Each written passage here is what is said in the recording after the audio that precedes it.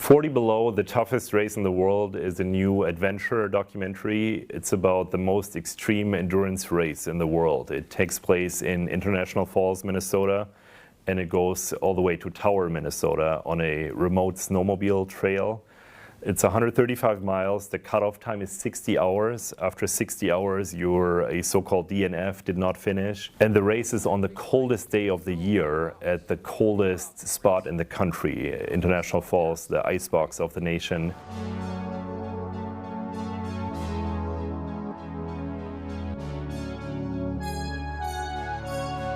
And we're telling this story of the race through the eyes of two protagonists. Leah Grun from Duluth. She's a biker, a really incredible biker. She's done the race many times, and she's a scientist and has a very structured and well-organized approach to doing this race.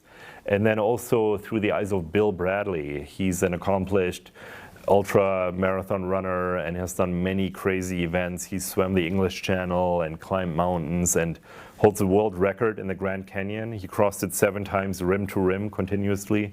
But he has never finished this race in 7 attempts. And so we also tell his story and follow him on his attempt number 8. I do want to be something to my kids, you know? I always want to be something that they look up to. What else is there out there that I think is impossible? I love documentaries. I'm a full-time filmmaker. I love documentaries. I love especially sports documentaries. And I always wanted to create my own feature-length sports documentary.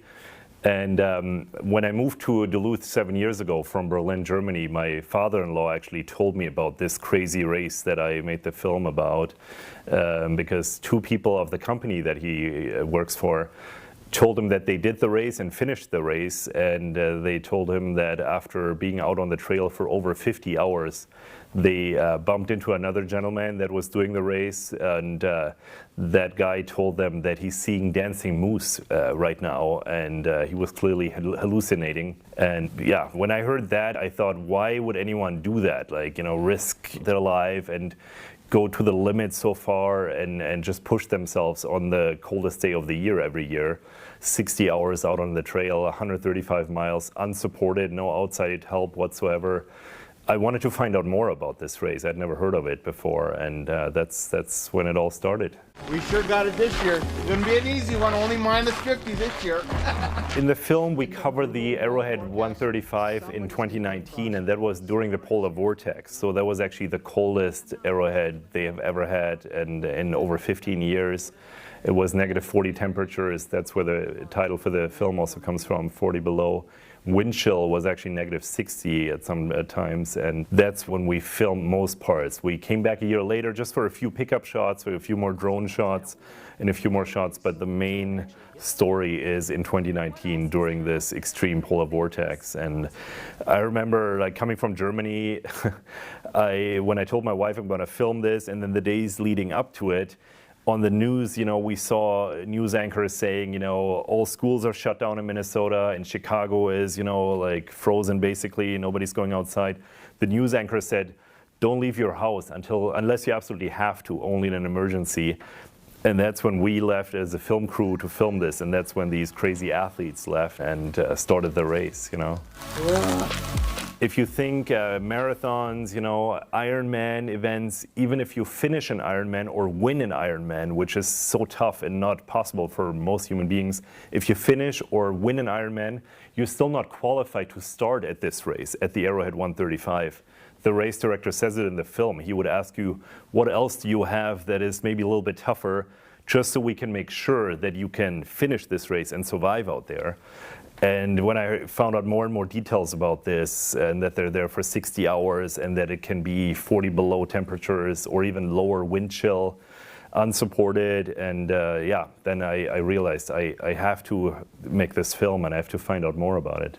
What I learned and what I really enjoyed with meeting all these athletes is just to see that there's always a different level. You know, we see all these athletes on TV, you know, and they're really good trained athletes, and they do incredible things. But to me, what these people do at the Arrowhead is a different level, because at any moment out there, if you're not careful, if you don't keep on moving at -40 temperatures, you could get hypothermia and eventually start freezing and could die out there without anyone seeing you there. It's not that there's constantly people supervising the race or you. So I was just really impressed with what humans can do, especially the mental part. It's all about finishing for most participants. It's not about winning or who's going to be there first. It's about trying to finish within 60 hours, 135 miles on a remote snowmobile trail on the coldest day of the year. What I love about that is it's not a glamorous Hollywood film with actors, you know, where everyone is just so strong and powerful and a superhero. This is real life, you know, and it's also not like what we see maybe in an NFL football game, you know, where all these people we see there are just larger than life and so strong and so powerful. Some people in this race seem like normal people, and a lot of it is the willpower to just never quit. Some athletes in this race actually do the race with no sleep. So some people can do 60 hours with no sleep and they just keep on going and keep on pushing. And I had 2 small film crews, myself, another gentleman, and then 2 other people. We needed a little bit of sleep at some point within those 60 hours. So it was basically one time we had a cabin and slept for a few hours. But the entire time I always thought, you know, the athletes also don't get sleep right now. In any moment, something could happen. So this is very different from, let's say, an organized marathon where, you know, this is when it starts. This is roughly, you know, at like 2 hours and a little bit is when the first runner finishes. This race is completely different. It's 135 miles. It depends on the weather conditions, how fast or slow they are. And the people we followed and that we told the story through their eyes, it's difficult to find out where are they right now and all of that. So we just decided we also should not sleep too much and just need to be ready and keep filming as much as possible and just keep pushing, yeah. I don't care that they think, you know, maybe I should quit and give it up. I just don't. The toughest challenge in making this film on location was making sure the equipment is always ready and always functional. And as a human being, you can always put another jacket on, another layer. You know, that's also what the athletes do. We learned that. Just have many layers, have different gloves, inner gloves, all that kind of stuff. But the cameras, you just have to make sure they always work, you know. So we chose cameras that are so-called weather sealed. And normally on a film shoot, on a documentary shoot, we have a variety of different lenses and change them all the time.